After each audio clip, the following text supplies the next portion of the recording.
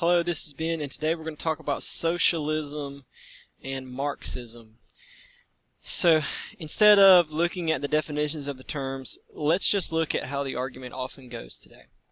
What people say is that the rich have oodles and oodles and oodles of money, and that the rich should give their oodles and oodles and oodles of money to the poor. Now, as a Christian, I would agree with this. In fact, the concept of charity as a virtue is a Christian idea. That's where when you read the word grace in the Bible, you're really just reading the word charity. It's caritas or charitas in English. So this is an important point. And from the Old Testament too, if you're a Jew, it's the same deal. The economic system that's set up under the Jewish law says that if you follow it, if you follow the Jewish slave laws, which are really not laws about forcing people to work for you, that's not what they were about, but about how to help the people who have nowhere to work, they have to sell themselves, how to get them out of that situation. And the cool thing about it is he says God says if you follow this system, then you actually will eliminate poverty from your land. And then, if you look in the Psalms, if you look in Isaiah, over and over again, it's God will protect the weak, God will protect the fatherless, God will protect the poor. So, clearly, charity and helping the poor is a good thing. And so, as a Christian, as a believer in the Bible, I wouldn't tell you that it's wrong to help the poor. Absolutely not. But here's the thing. Marxists or socialists, although Marxism and socialism are different things, oftentimes people who are socialists have a Marxist bent, and I'll explain that. They say that the money that the rich have, their wealth, should be forcefully taken from them through taxation. That they should have their money taken away because they have too much, and because they should give to the poor, you should take it away from them and give it to the poor. Now, the fundamental problem with that is, let's say that there's a guy who has $100,000. He makes $100,000 a year. And you say, okay, we're going to tax you at 50%. We're going to take 50% of that money to give to the poor. If he does not embrace charity on that level, then whatever he does, whether he's a doctor or maybe he's runs a great home construction company or whatever it is, he's just going to not work as hard because he is greedy and he only cares about making the $100,000. If you're taking it, then he's going to say, what's the point? I don't get that money. You guys just take it and do whatever y'all do with it. And so he simply won't produce as much. The production level will go down because he's not getting the reward from his production. Now you say, well, hey, he should care about the poor and care about helping out. Yes, of course he should. But if he embraces helping the poor on that level, then you won't have to take his money from him and give it to the poor. He'll give to charity voluntarily. If he does not embrace it, then he will not work, because ultimately you can't control how hard he works unless you're going to unless we're going to bring in slave labor and that kind of thing, and we're going to enslave the rich and force them to work super hard, then you can't. He is always in control of how much wealth he produces. You are in control of how much he gets, and if he's just not going to produce it unless he truly embraces helping the poor. Now, the response from the Marxists is quite simple, and this is really at the heart of what Marxism is all about. And really, most people who are, they call it third wave feminism. I don't know, the feminism you hear that's the sort of the social justice type, whatever it is, this is the idea. That the poor are the real producers of wealth, and that the rich are exploiting them. So in other words, the justification for taking money that someone earned and just giving it to someone else is that they took that. They are the rich are all thieves. They are all ripping off the poor. And that the poor are actually the ones who produce all the wealth. So that the rich, if you take their money, they won't be able to just say, well, I'm going to not work as hard, because they're already not doing any work. They're just exploiting poor people. So you're just giving money back to the people who have the rightful claim to it. That's Marxism. Okay? That's the fundamental difference between Marxism and socialism. All right? Now, The thing about Marxism is it's a big conspiracy theory. Think about it. Let's say that you make $100,000 a year, or let's say you make $100 an hour on what your employees do, your employee, and you pay him 10. So like you keep 90% of the money that's your exploitation money. Well, what's going to happen is some other rich exploiter guy is going to say, I want that poor guy working for me because it's really the poor guy who's, producing everything of value, so he becomes valuable because he's doing all the hard work and producing everything of value. So therefore, whoever controls him and whoever is able to rip off him is the winner. So what he'll do is say, all right, I will offer the poor guy 20%. I will double what he makes, and I will only take 80. And then I will become the dominant rich guy, and all of the poor people will now work for me, and I will totally take over all the rich guys. And you can see that this process would continue, and people would keep trying to defeat the other, whoever is exploiting the poor, they would start competing with one another. And what would happen is the poor would wind up being valued at what they're worth. Just simply because of the greed of all the rich people. Now, the thing is, this is where Marxism comes in. You have to say there's a conspiracy. The rich are conspiring together, colluding with one another to hold the poor down. Now that is something that, this is where the Marxists, if you listen to social justice warriors when they go to debates, they have a hard time thinking outside of that box. That's the thing about Marxism, they tend to view everything in life through that lens, that there are rich, powerful people exploiting the poor, and that is how they see. This is the thing, Marxism can become a worldview through which you see everything in life. Everything in life is dictated by rich exploit poor, rich exploit poor, rich exploit poor. Here's the thing. Sure, rich have exploited the poor in the past, and in fact, the poor have exploited the rich in many situations, but if you get good at exploiting someone, you'll soon be rich. But here's the thing. You need to provide evidence that this happens in any particular case. You can't just assume that it happens. If that was the case, then I could tell you that it's really the socialists who are behind all the problems, and they're trying to rip everyone off and get everyone in the world to give them all their money, the socialist government all their money, and then the socialist government will, run everything. And I have no evidence for that. Okay? Well, there's also no evidence that the rich are ripping everyone off. But aha, this is where the socialists argue back, and they say, we do have evidence, we have evidence, we have evidence, and it's crappy evidence. And so, let's take a look at the three most powerful evidences they give for their conspiracy theory. Their far-fetched conspiracy theory. It's not quite on the level of saying that the mole men at the center of the earth are behind it all with their magic powers. But it's pretty bad. I mean, you imagine that all the rich people in the world, that none of them broke rank and disagreed. They all colluded together. And they've always colluded together. I listened to a history lecture the other day.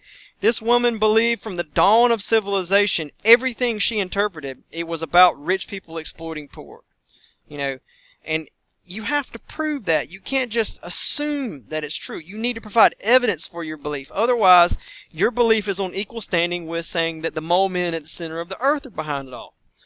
If you've got zero evidence for your view, then I've also got zero evidence for the mole man view. So which are you going to pick? So anyway, these are the three evidences that they give.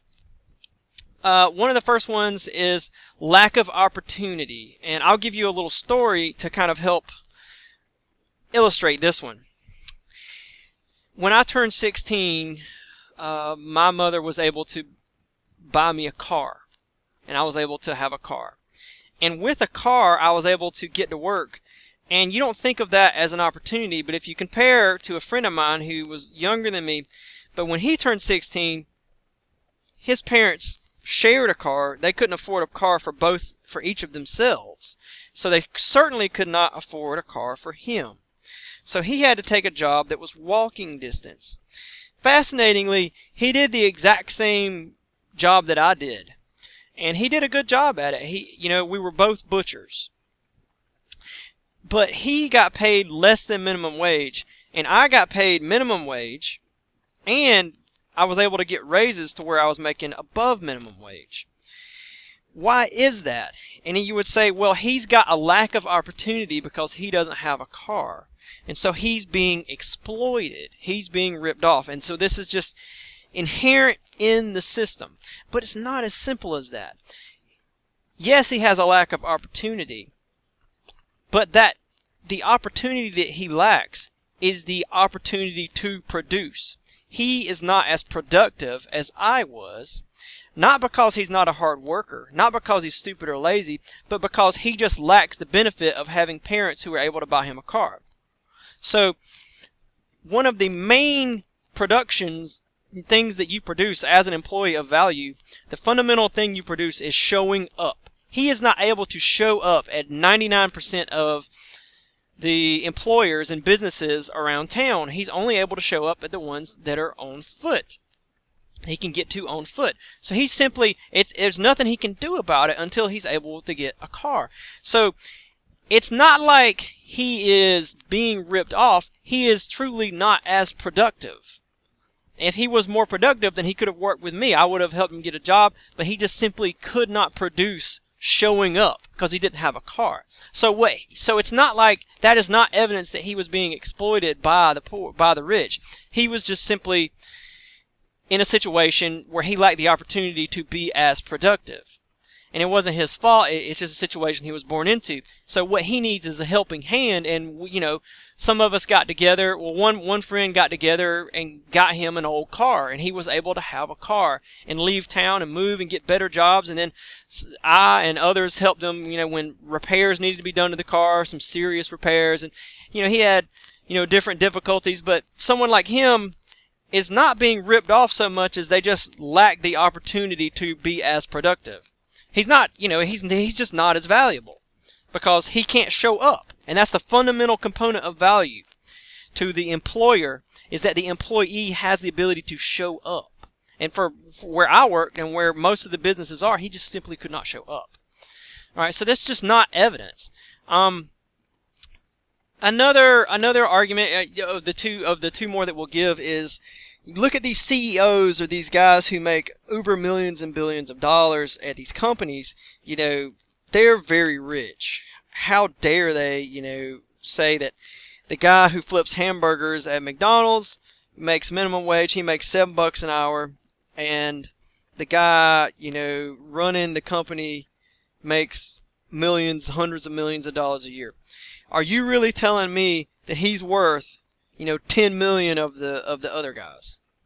Okay, first of all, that's loaded language, and that's really a straw man fallacy. No one's saying that the guy who flips the hamburgers is only worth, 10 million of those equal the one CEO guy. But what we're saying is that the act of flipping hamburgers, what he is producing, is not worth as much. He might be worth a lot, but what he is producing is not worth as much. You say, well, still, how can someone be that productive at their job where they're worth hundreds of millions of dollars a year? Well, they actually are, and it's quite simple. If you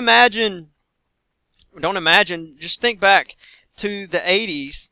The Coca-Cola company decided that it would be a great idea, and it was going to be this great business investment, and it was going to make oodles of money for the company and increase the size of the company, increase the amount of people who are employed there, and just make tons of money for the company, which means for everyone. More people have jobs. The people who own stock, they will all have more. Good. Raises all around. They're going to, the people, who are in management and calling the shots, making the big decisions, had this idea. They're going to come up with this thing called New Coke. It's going to be this massive marketing plan. They're going to have commercials with Bill Cosby. They're going to, redesign everything. It tastes better.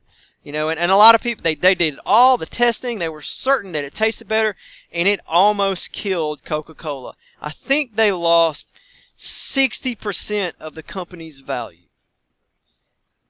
All of these people, everyone from marketing down to the guys who do the electrical work on the machines, the guys who fix the trucks. I know a guy who all he did was do maintenance on the Coca-Cola delivery trucks.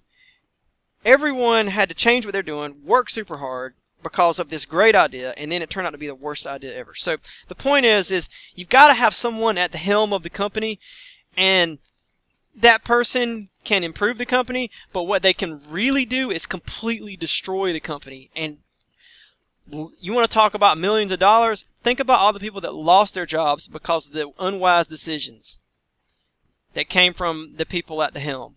So yeah, we have to pay those people a lot of money because a lot is riding on what they do. A lot. And yeah, maybe a lot of people could do it, but we have to pick the best one because it's kind of important.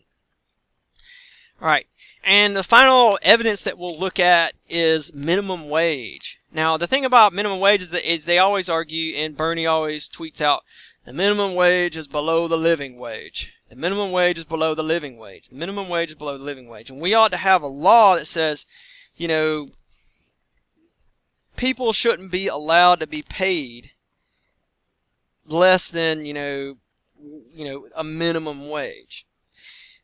Now, we run back into the same problem because what will happen is the employer who has to now pay, you know, $14 an hour instead of $7 or whatever it is, you know, he's just going to charge more for all of his products unless he embraces charity as a virtue in helping the poor.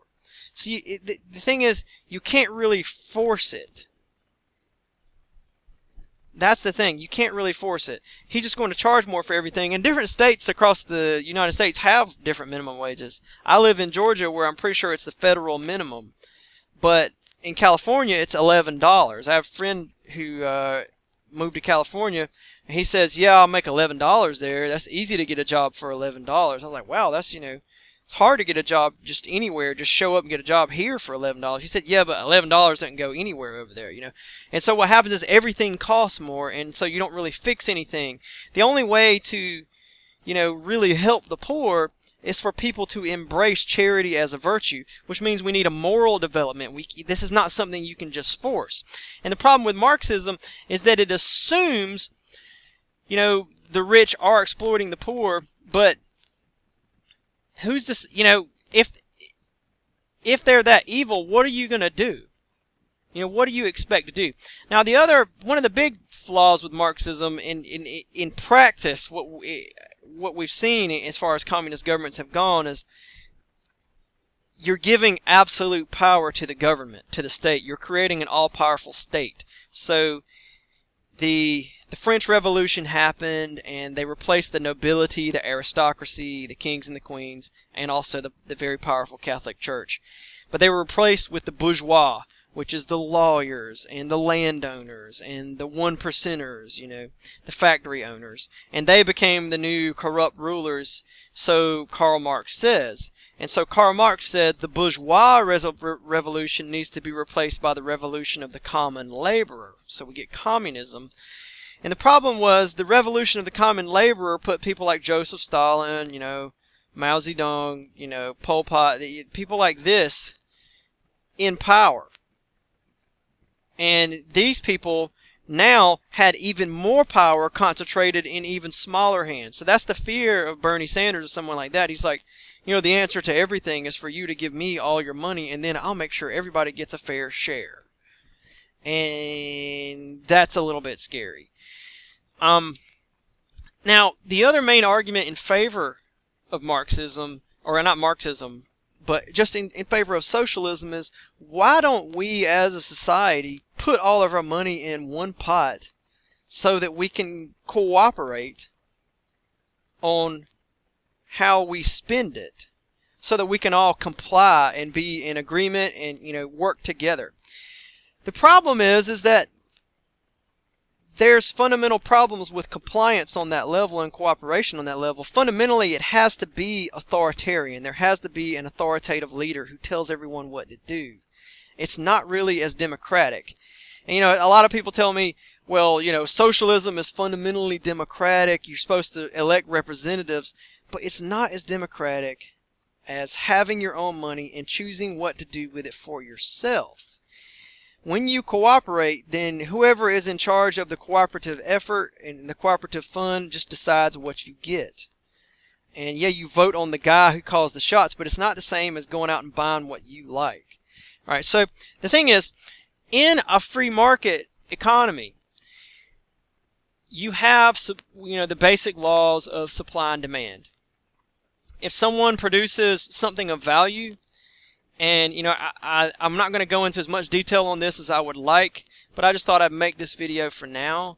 But you have basic laws of supply and demand. If someone produces, something of value, and then someone else comes along and produces a better thing, then that new product will be in greater demand. People will buy it more and more. The price of it will go up.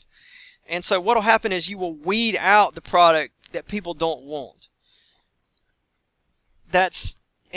Or if this product is a little better and this product is a little worse, then what will happen is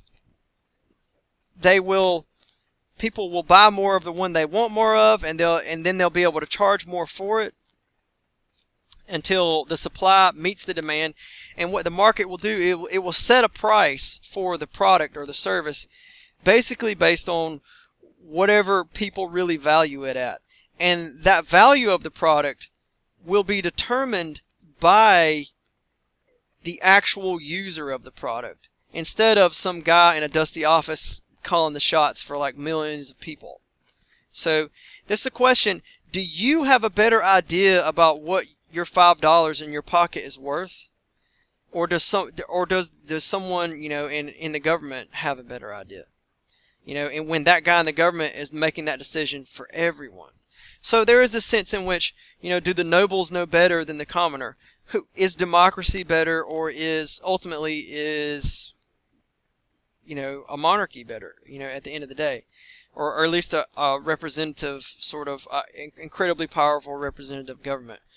Okay, so what it does is it sets prices at proper value. So imagine that you have some apartment buildings, and the government comes in and says, all right, you built these really nice apartment buildings and you want to rent them out for as much as you can, but we want to help the poor.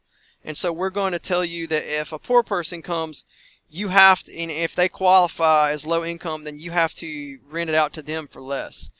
All right, so like you could have rented them all out to wealthier people and made more money. And so the thing is, with this pricing system, you produce something of value and it didn't get valued in the economy. In other words, the value that you produced was deleted. It was lost. In other words, human activity, technology, and ingenuity produces things of value. But when you produce these pricing systems, then the value that it had was simply deleted. It was lost. In other words, if you had made the maximum amount of money possible off of your really nice apartments, then you might have said, hey, I'd like to make money off the poor people too, and then produce, apartments for them that, are more in their price range, and then everybody would have had an apartment, and every apartment would have been valued at what its true value is.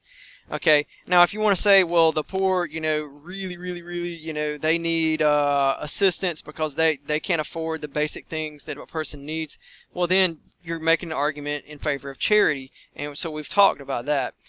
All right, the other cool thing about a free market is that it involves a lot more testing.